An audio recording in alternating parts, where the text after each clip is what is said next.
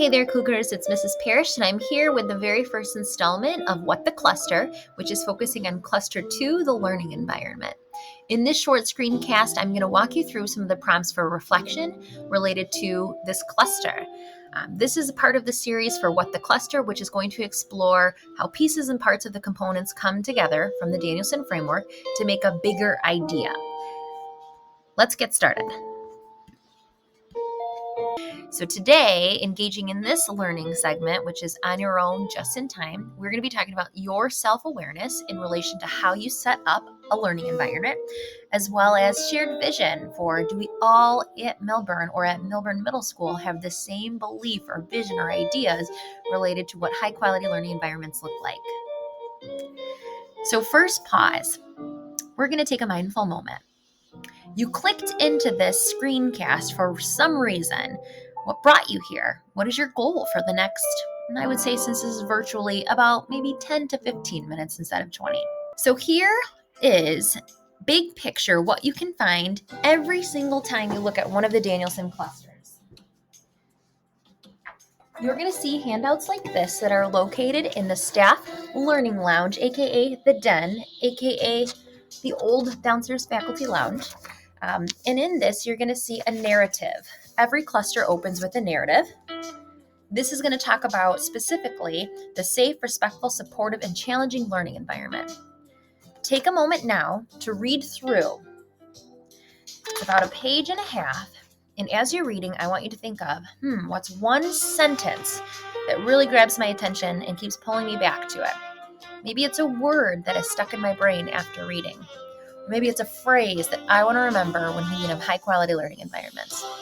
Go ahead, take a few minutes, and read the narrative for Cluster 2 Learning Environment.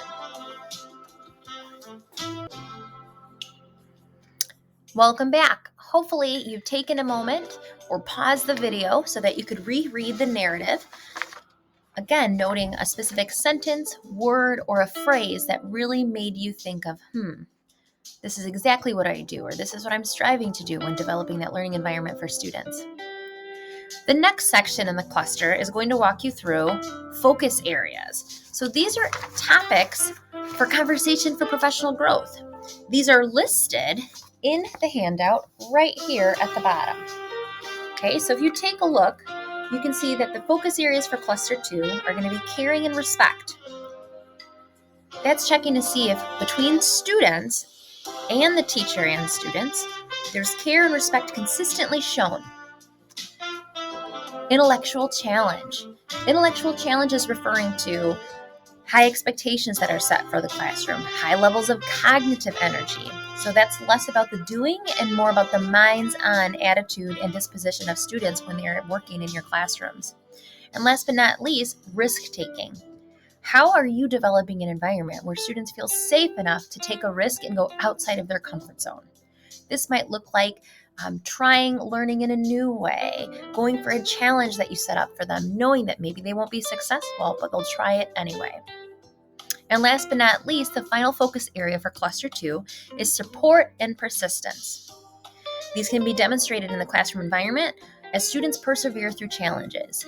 So as you think through the three main focus areas, you're probably starting to paint a picture of, do I have a classroom where students come in, feel brave, know they're supported, know that I'm going to care and respect for them, whether they fail or succeed in progressing towards a tough or difficult learning challenge? The next part of the cluster will be the indicators. This comes directly from the Languages for Danielson. You're going to notice here that there's a couple of domains smushed together. Specifically for Cluster 2, you're going to see everything comes from Domain 2, which is focused on the classroom environment. And the way that you can look at this, looking at your chart, read from left to right. Yes, that means starting with unsatisfactory. This is meant to give you a little pat on the back because as you read down, right, about the interactions between a teacher and a student, you're going to instantly know that in all of your years of experience here at Milburn, you are not unsatisfactory. And you can prove or tell me or share with a peer why. As you move over to the basic column, you're going to notice that some things are in place to foster care and respect between teachers and the student, that there's some emphasis on students working outside of their comfort zone. And then when you move into the proficient and distinguished column, you're going to see way more emphasis on teachers setting the bar high for students and their capabilities for learning. Students feeling so confident in what they do that they initiate challenge for themselves and for others. I'm going to read a few pieces that really stand out to me in the distinguished column. So classroom interactions indicate high levels of caring and respect. Student assumption of responsibility for the culture of civility, mutual support for work of high quality, and perseverance in achieving that quality, though some combination of the following, in addition to elements listed under proficient. Students' questions, comments, and writing indicate high expectations for self and desire for deep understanding of the content. Students engage in productive struggle.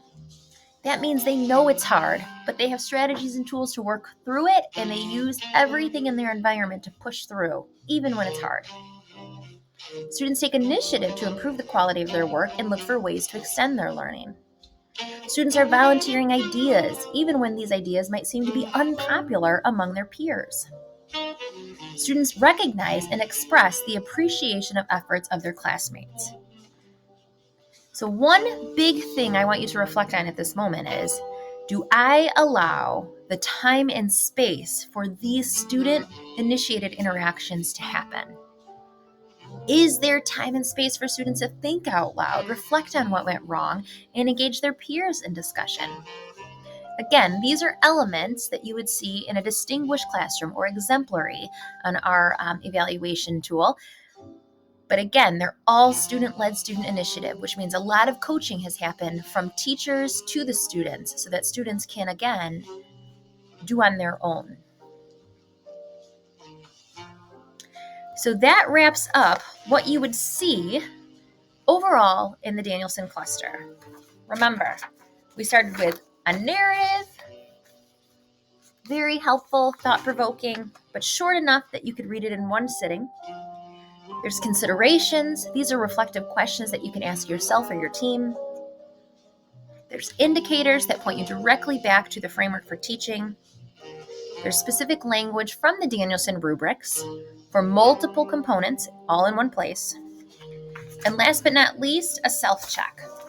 At the end of your handout, you are going to see a breakdown of the specific components in Danielson that are referenced or can be evidenced of a high-quality learning environment.